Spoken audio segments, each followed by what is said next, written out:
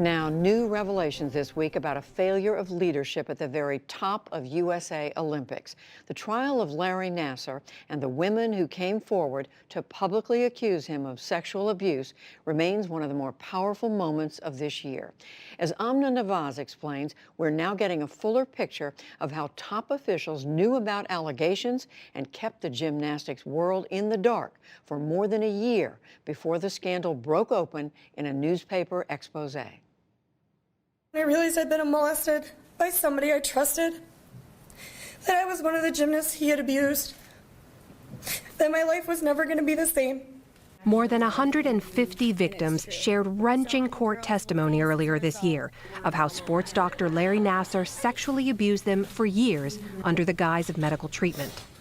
This is what it looks like when people in authority refuse to listen, put friendships in front of the truth, fail to create or enforce proper policy, and fail to hold enablers accountable. Nassar worked for USA Gymnastics for 29 years, including as team doctor for 4 Olympic Games. He also worked for years at Michigan State University. More than 300 athletes say he abused them during that time. At least 7 are gold Olympic gymnasts, including Aly Raisman. If over these many years just one adult listened and had the courage and character to act, this tragedy could have been avoided. Nassar was convicted and is now in prison. This week, an independent investigation revealed that senior officials at USA Gymnastics and the body that oversees it, the U.S. Olympic Committee, not only knew of his actions, but also, quote, enabled Nassar and his system of abuse. The report named former USA Gymnastics CEO Steve Penny, former U.S. Olympic Committee CEO Scott Blackmun, and former U.S. Olympic Committee Sports Performance Chief Alan Ashley. It said they, quote, allowed Nassar to continue to have access to young athletes and girls for another 14 months while he was already under investigation. The report concluded that, quote, the inaction and concealment had consequences. Dozens of girls and young women were abused during the year-long period. Both USA Gymnastics and the U.S. Olympic Committee say they've acknowledged their failures and have vowed reforms. Some perspective now on all of this from sports writer and columnist Christine Brennan of USA Today. She's long covered the Olympics and has written about the culture that led to this abuse. Thanks for being here. No, thank you. So let's back up with what we know about the report. What did officials know back in July 2015 when they first found out, and what did they do about it? Yeah, the officials knew that USA Gymnastics, the CEO there, got in touch with the top U.S. Olympic Committee officials and told them that there were allegations of sexual abuse by the team doctor. And then another month later told them the name of the team doctor, Larry Nassar. So this was in July of 2015. And it wasn't until September of 2016, 13 and a half months later, that the news finally was made public, and that was in the Indianapolis Star, naming Larry Nassar and the allegations there. So you have 2 of the top 2 U.S. Olympic Committee officials. Scott Blackmun, CEO, resigned in February, and Alan Ashley, the chief of sport performance, who was fired when the report came out. You have those 2 men knowing all these details, doing absolutely nothing, sitting on the information, and basically more worried about their reputations and the brand than worried about the young women who were being assaulted. So do we know, was this just an issue of inaction, or did it go beyond that? Was there a cover-up of some kind? It's both. The cover-up is clear. They both were, the report says that there was an email that both of them received, and it disappeared from both of their accounts.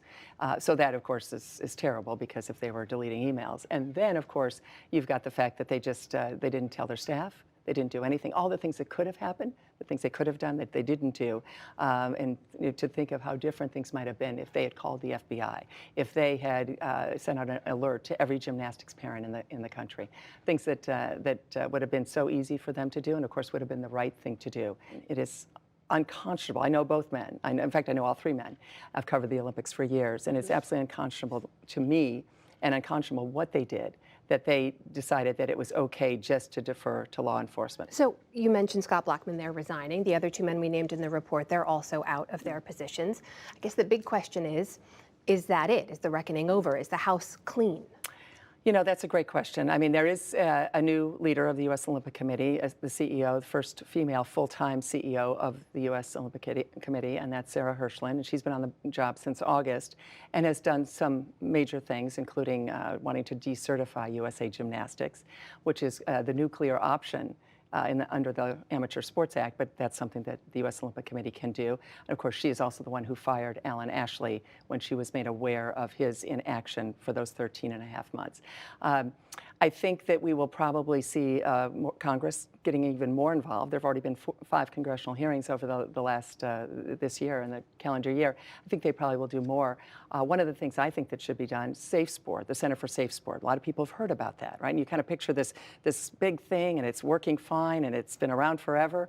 A year and a half, they've had over 1,600 cases, people coming to them with complaints. And up until the end of October, they had 4 employees. 4 employees. That's a $6.4 million budget. So Congress needs to fund that immediately. And I think you also need to have a database. So right now there's no cohesive database, believe it or not.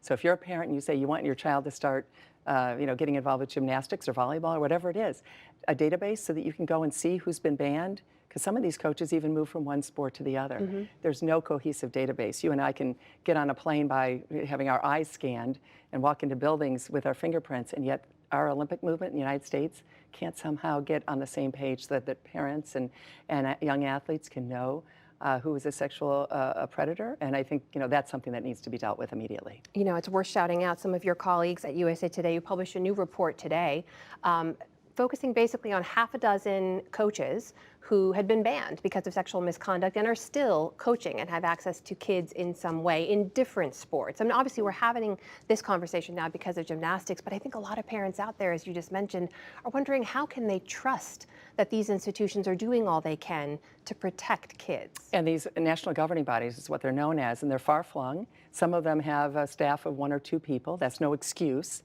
but they're tiny. Some are bigger, like gymnastics or swimming. Swimming's had hundreds and hundreds of abuse allegations. And of course, gymnastics, we know over 350 women sexually abused by Larry Nassar. So that's the issue. But yes, USA Today, my colleagues found that there were a half dozen coaches who were banned and now are back. And again, I think these are if there's any positive here, the warning signals are out, the reporting is there. We're on it. I'm going to stay on this story. It is so important. The darkest days in the history of the U.S. Olympic movement, this is something that we obviously have to stay on top of. I think the good news is clearly this report shows that action needs to be taken. Absolutely. Christine Brennan, thank you for being here. No, thank you.